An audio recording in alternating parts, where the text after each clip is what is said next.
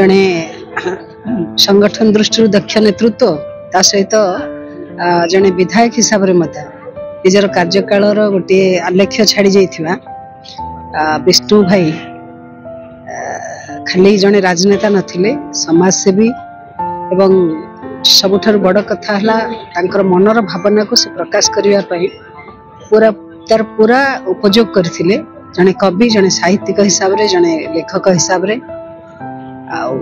एभली जड़े विरल व्यक्तित्व को आम हरइचु निश्चित भाव में दुखर कथा आज कहीं समय बीतीगला 3 वर्ष पूरी गला बहुत आश्चर्य लगुच किंतु तांकर जो कीर्तिराजी तांकर जो स्वभाव सुलभ समस्त सहित मिसबार जो कला तांक पाखरे थिला आज समस्त को गोटे प्रकार सूतारे बांधी आनी समस्ते अनेक समस्ते आज विष्णु भाई श्राद्ध दिवस रे योगदान करछंती मोर तांक सहित जने बंधु हिसाब रे अत्यंत गभीर संपर्क रही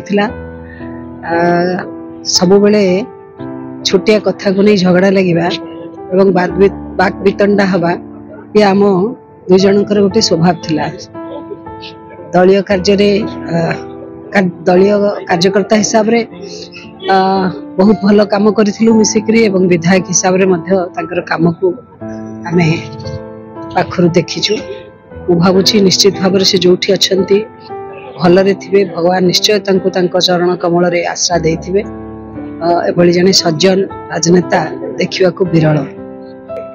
सर्वप्रथम तो स्वर्गत परम पूज्य विष्णु भाई तृतीय श्राद्ध वार्षिक रे मु श्रद्धांजलि अर्पण करछि।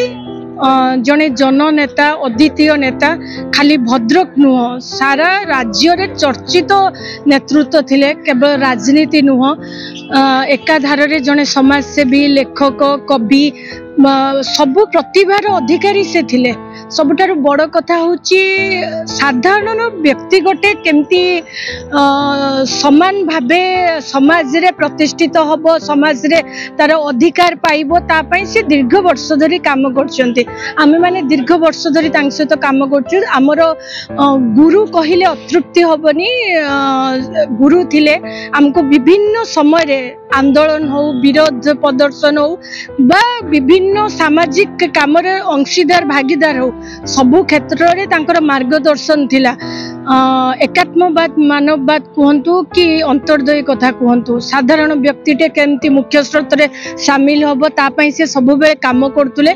आज विष्णु भाई आम सहित नाहांती सत बट तांकर स्मृति तांकर सेही प्रेरणा आम मानक सांगरे अछि। आज बहु वर्ष परे संघर्ष परे बीजेपी रो सरकार ओडिसा रे अछि।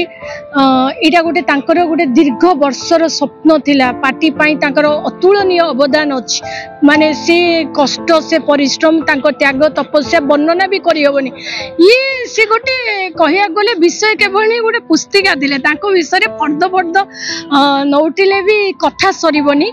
आजिर ये दिन रे आमे समस्त तांको मने पकोचु भक्तिपूर्ण श्रद्धांजलि अर्पण करछु। से नाहांती सत बट से आम हृदय रे सब दिन पई अछंती।